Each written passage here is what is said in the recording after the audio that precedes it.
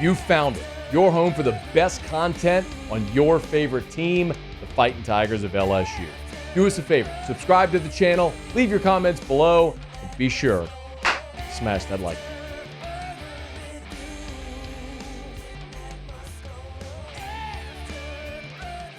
I hate lists, so much so that we do a bit here, as you know, Feigned Indignance by Sports Talk Radio Guy over random summertime list.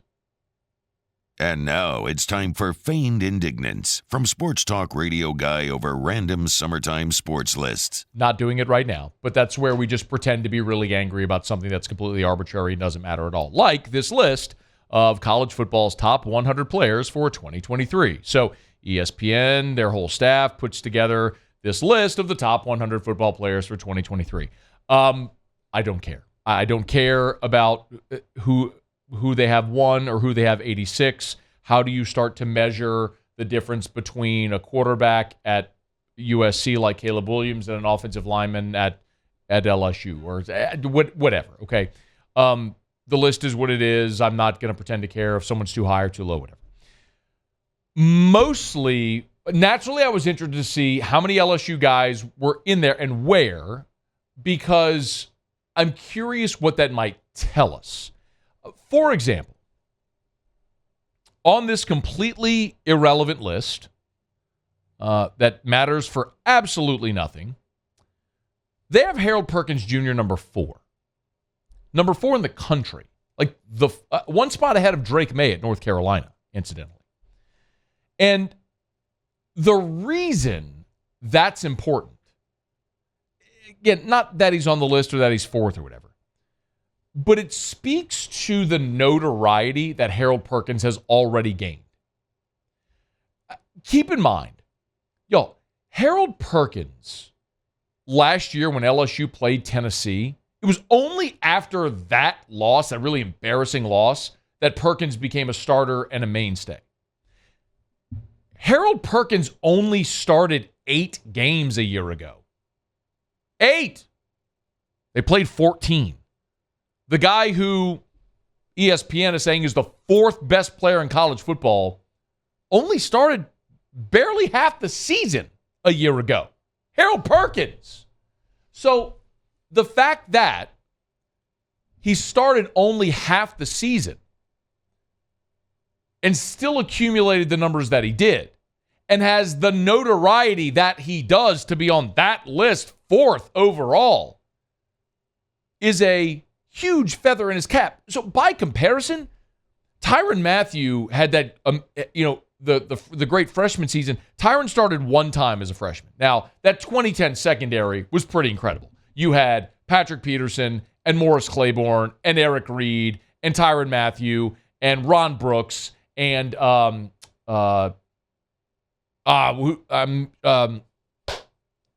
Brandon Taylor. You had an amazing secondary in 2010. So Tyrann only started once, but he played in every game. And by the end of the season, he was the MVP of the Cotton Bowl against Texas A&M, and Patrick Peterson's carrying him off on his shoulder. And then Tyrann had the massive sophomore year where he was a Heisman finalist. So it is totally plausible to burst on the scene as a freshman and have an even greater sophomore year by scale. And that's what Harold Perkins is going to try to do this year. But the reason I think that's super important for Perkins in the context of national awards is you can't win national awards until people know who you are.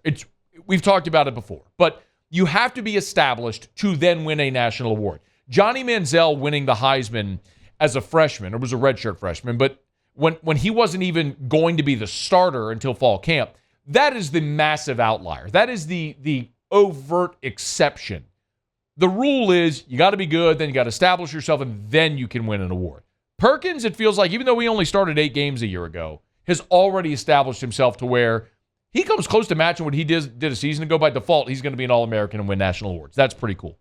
They got Jaden Daniels 15th on this list. And even though he's 15th on the list, he is the 6th highest-rated quarterback here. And I think that only further serves to underscore what a lot of us assume, that this is going to be a really special year in college football at quarterback. And furthermore, a really good NFL draft at quarterback. They go Williams, May, Penix, Jordan Travis, Bo, Nix, and then Jaden Daniels at 15. There's two other Tigers. You got Malik Neighbors at number 37 on the list. Neighbors, I'm convinced that people still don't know about Malik Neighbors.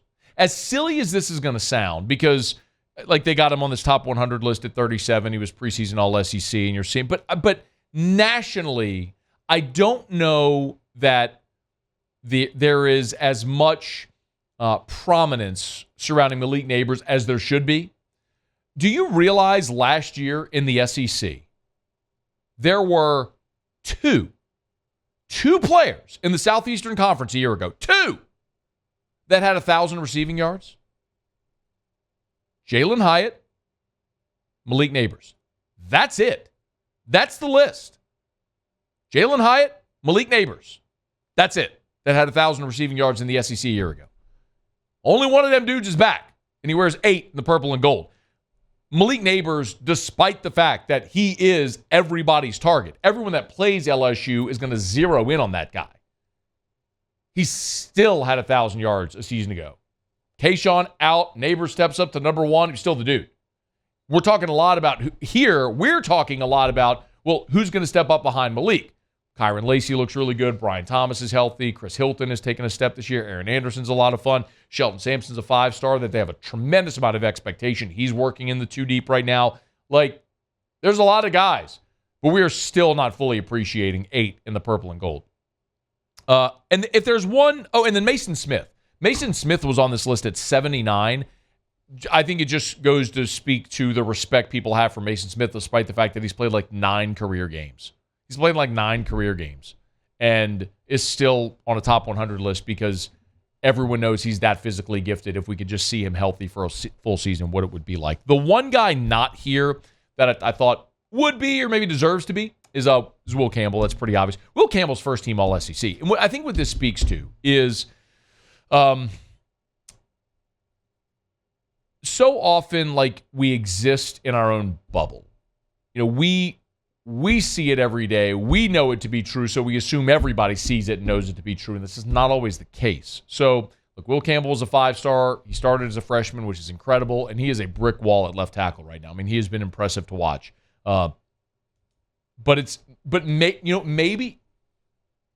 Maybe Will. Okay, so here's the perfect contrast. Will Campbell, despite the fact that he became the first true freshman at LSU to start at left tackle in 2 decades. Well, I guess Sadiq Charles did, but start every game. Start the opener and start every game. The fact that Will Campbell is not on this list and Harold Perkins is 4th here speaks to just how impressive it is, the notoriety Harold Perkins gained with just 8 starts. In such a relatively tiny sample, he gained massive exposure and appeal. It's going to be fun watching these guys.